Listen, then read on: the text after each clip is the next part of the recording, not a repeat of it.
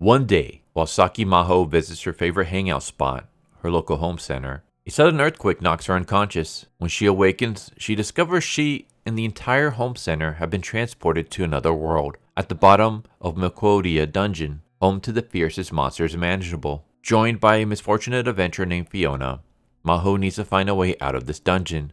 But luckily, she has everything she could need in one convenient place. Hello and welcome to another Manga Spotlight. Today's series is Summon. Along with the home center, I'll bring about a dungeon renovation. This is written by Hoshizaki-kon and it is illustrated by Batachi. It is an Isekai series, but it's not like your regular Isekai series. This isn't about a character that dies and gets reborn into a fantasy world. This isn't about a character that gains some kind of OP ability or cheat skill, joins an adventurers guild, and then goes out on quests.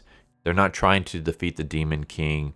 He doesn't create a harem. In fact, the main character is actually a girl, and there is a girl's love tag, so this might go down the Yuri route. At this point in time, there is none of that here, but we'll see. The basic gist of the story is that a regular girl goes to a home center, which is a word I've never heard of before, but it's basically a hypermarket or a super center. Like those words I've heard. Never heard of a home center. But think Walmart, think Costco.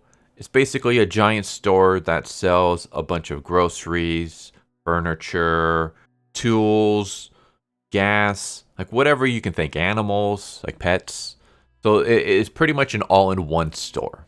And our main character gets summoned to a dungeon while inside this store. So we start off this series and we have our main character Saki. And Saki has arrived at her town after being away for a while. And she decides to go visit her favorite place, which is the Dama Home Center. And this is her favorite place because when she was a kid, her dad used to take her here all the time. And they would like build things together and stuff like that. So she has a lot of good memories here. And so she decides to rush over to the place as soon as she arrives at her hometown. And she realizes that there's no one else there. Everybody is gone. She's wondering, okay, maybe it's closed for the day, but then why did the place open like normal?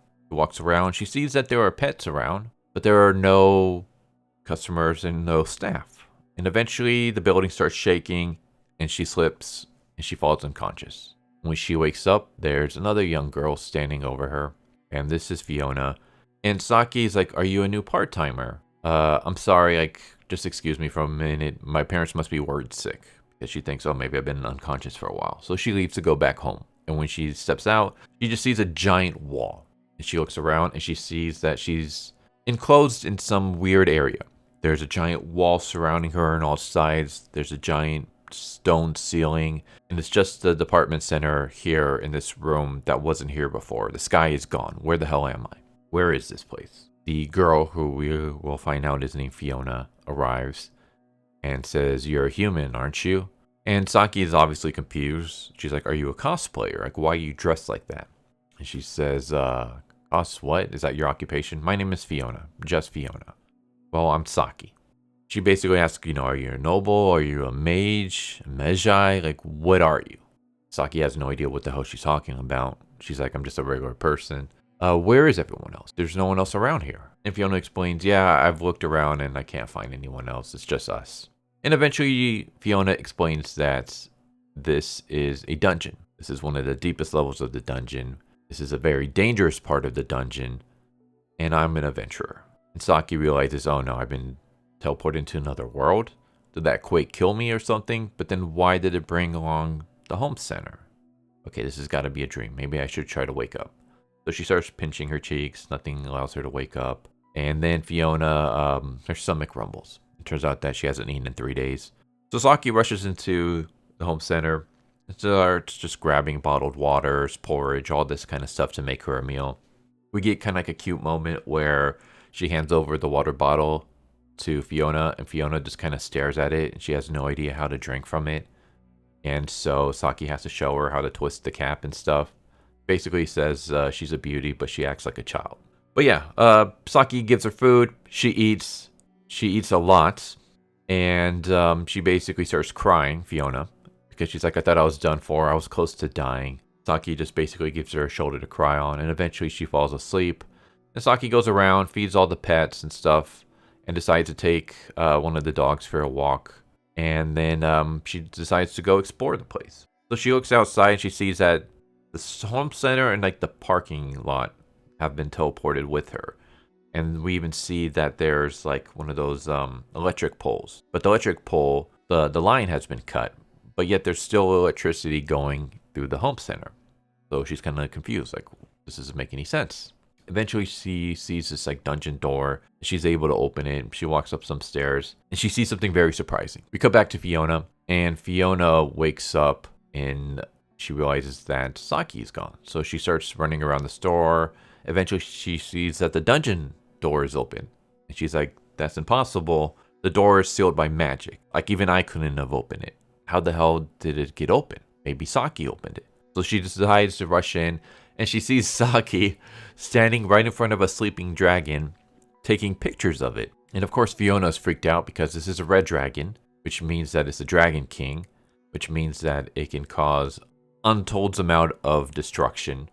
It has a lot of magic. It can destroy an entire kingdom very easily. And Saeki is standing right in front of its face, taking snapshots of it. So Fiona kind of walks over to her and is like, hey, we got to get the hell out of here. So she even grabs Saeki and carries her out of the dungeon. And Saki's just super excited. She's like, wow, I've never thought I'd see a dragon before, or that you would have the ability to carry me. But hey, check this out. And she shows like photos on her phone of her taking selfies with the dragon. And we basically just have Fiona explaining that this place is very dangerous. Like I told you, we're inside Melquodia Dungeon. This is the biggest, most dangerous dungeon in the entire world. And we're deep underground, probably near the bottom layer of several dozen floors. The only way to survive is to make our way to the top. But to do that, we have to go through a bunch of powerful monsters. The fact that there's a dragon here means that we're probably at the lowest level, which means that we're at the most dangerous level. And we have to kill this dragon in order to get past it. She explains that when I was up there, I saw a door past the dragon. Maybe we can just ignore the dragon and just go through the door. But then won't opening the door wake up the dragon? So I guess we have to kill the dragon first. And Fiona just starts freaking out because she's like, there's no way I can kill a dragon. Like, I'm an adventurer, but I'm not that good. And we just have this very like funny scene. It got a chuckle out of me where we just see Fiona pull out a box of cigars, and she just lights one up and starts taking drags. This is like how she like calms herself down. This is her stress relief. It's just taking drags from cigars and cigarettes, and just the way she does it, and the way Saki's like reaction to it is. There's a lot of humorous moments like this where it's just Fiona kind of acts a little bit over the top, and she easily like freaks out because she doesn't understand Saeki or Saki's like normal world, or just her blasé, aloof attitude to everything going on. Like, Saeki just kind of takes everything in stride, but Fiona understands like the dangerous situation that they're in, so she's freaking out about this kind of stuff. But then Saeki decides, well, if we got to defeat the dragon, we have the greatest thing that we can do. We have the ultimate backpack right here at the home center.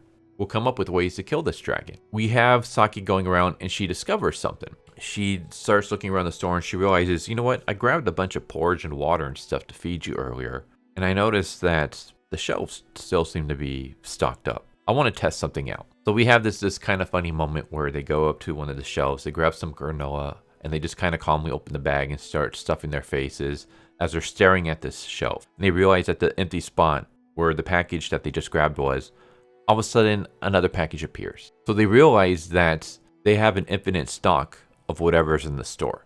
They can never run out. So they can never run out of food. They can never run out of water. There's a gas station outside, so they can never run out of gas or fuel. Everything within the store immediately refills itself in a matter of seconds. Which begs the question of if the same thing happens to the animals, because there are pets here. If the pets die or something were to happen to them, do they immediately get like refilled? I'm kind of wondering about that. But they realize that we can just survive here for eternity, or we can use all the supplies here and try to get out of the dungeon. And this is where Saeki comes up with like a very interesting idea. Like, Saeki is not an idiot. Even though she's kind of naive to the dungeon and the rules of this new world, and the fact that she has no worries about the giant dragon, she's actually pretty smart. We have a moment where she basically gets a pot. They go outside, and she starts adding in a rat poison, pesticide, sulfuric acid. She's basically throwing in a bunch of chemicals that, if you mix them all together, are super dangerous. And their plan is that she's going to stuff it inside a bunch of barrels. They're going to line it up around the dungeon inside the like the little area that the dragon is in. And they're going to set a timer. And when the timer goes off, everything inside those barrels, where like the barrels will open and all the fumes and stuff will escape. Not only will that happen, but there's also a bunch of fans that they've connected. Basically, they've created like a poison miasma that they're going to blow around the room with the fans. And it's also going to create an explosion. It just takes one little spark. And so once the room fills up with this poisonous chemical concoction, they're going to light it up, create a huge explosion. Hopefully that explosion will kill the dragon. If not, they're going to keep that area sealed for a while, and the dragon will most likely suffocate because the explosion will have burnt out all the oxygen, and that dragon won't have anything to breathe. Not to mention all the poisonous fumes and stuff in there. So they're either going to try to blow up the dragon or suffocate it to death. And I don't want to be spoiling anything more. Yeah, this is basically just like, I'm going to say it's kind of a cutesy story because of the girls' reactions to each other, like just their little relationship. Right now it's just friendship. There is the girls' love tag, so I'm assuming maybe down the line they're going to fall in love or something like that. But at this point in time, they're just developing their friendship. But just their interactions are kind of adorable and just kind of comedic, where we basically have Saeki. She's very smart when it comes to everything to deal with the home center, but everything that deals with the dungeon or this new world, she's very naive and aloof about it. Meanwhile, we have Fiona, who is very knowledgeable about the dungeon in this fantasy world, but very naive about everything to deal with the home center and modern technology and stuff like that. So we have them kind of bouncing off each other in that regard. And we just have like the way their expressions are drawn, the way that Fiona is constantly like just basically going through cigarettes and cigars because Saki's aloofness and just wild theories and stuff like that is constantly stressing her out. It's a pretty funny, pretty lighthearted series at this point in time. And I freaking love it so far. I think it's a really good, entertaining series. At this point, there are only 2 chapters, I guess 3 technically, but one of them is chapter 2.1 and then the other one is chapter 2.2, because that's how manga is nowadays, where they have to break down entire chapters into parts. But it's basically like 2 full chapters at this point in time, but 2 very interesting chapters. Yeah, I think if you want a new series to check out, if you're a fan of Isekai, if you like fantasy stuff, if you want some Yuri, we're not there yet, but it does have the Yuri tag. So I'm assuming we're going to get there at some point. If you just kind of want something lighthearted and kind of adorable with some comedic moments, I highly recommend checking this out. It's pretty fun so far. I'll leave a link down in the description below where you can read it for yourself. But that summon along with the home center, I'll bring about a dungeon renovation. I hope you enjoyed, and I hope to see you next time. Take care. Later. Thank you for watching my video. I hope you enjoyed it. If you didn't, I still want to thank you for watching it this far, and I hope the next one is more to your liking. With that said, thank you once again, and I hope you guys and gals have a good one. Later.